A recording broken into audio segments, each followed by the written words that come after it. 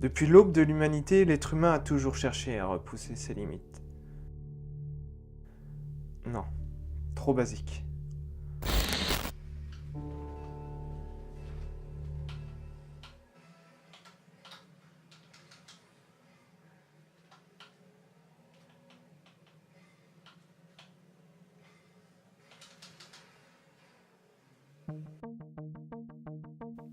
Voilà désormais 5 mois que je publie des vidéos sur YouTube. Je parle de médias et d'internet, c'est très bien, mais je me rends compte avec le temps que j'ai du mal à saisir de quoi je parle, réellement. Comme si je décrivais un continent dont je n'avais parcouru qu'un millième de sa surface. Selon Wikipédia, parler d'internet, ce serait parler d'un ensemble de réseaux liés entre eux. Pas de centre ni de milieu, juste un immense et trop large océan où chaque ordinateur est une escale par lequel passe un certain nombre de courants.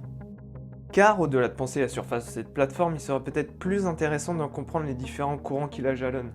En effet, ce qui fait la spécificité du réseau des réseaux, c'est la circulation des paquets de données en son sein, et plus largement de l'information qui la parcourt. Il n'y a pas 36 000 façons de le savoir.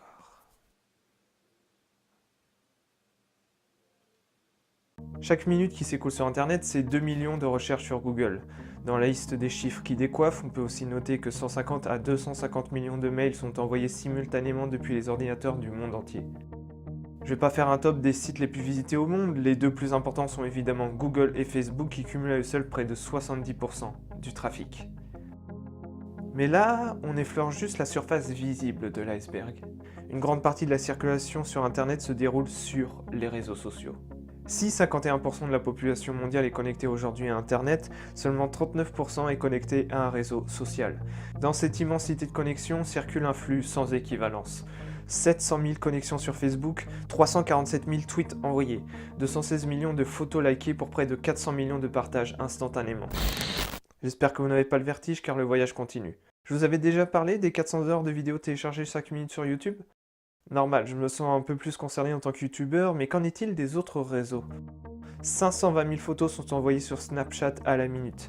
À peine le temps de le réaliser que 28 000 photos ont été postées sur Instagram et 977 000 profils ont été sweepés sur Tinder.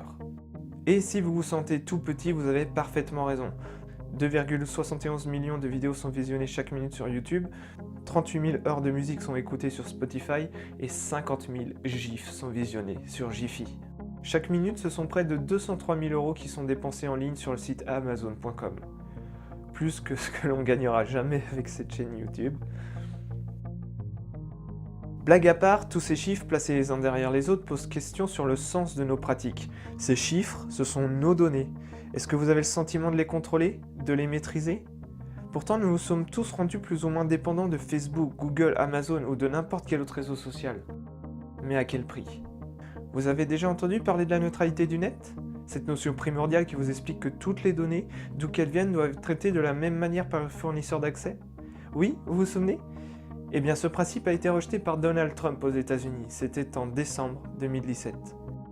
Aujourd'hui, Google et Facebook, ce sont 70% du trafic sur la toile.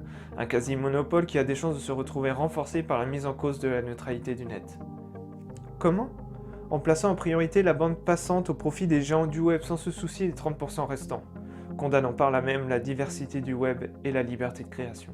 Pris dans le flux de nos consommations quotidiennes, nous ne nous rendons pas compte de l'importance de nos données et de leur utilisation. Nous avons un impact sur les géants du web, comme eux en ont un sur nous. Seulement, c'est nous, utilisateurs, qui avons le dernier mot sur ce que nous souhaitons voir fleurir sur Internet. Alors, qui voulez-vous être sur Internet ?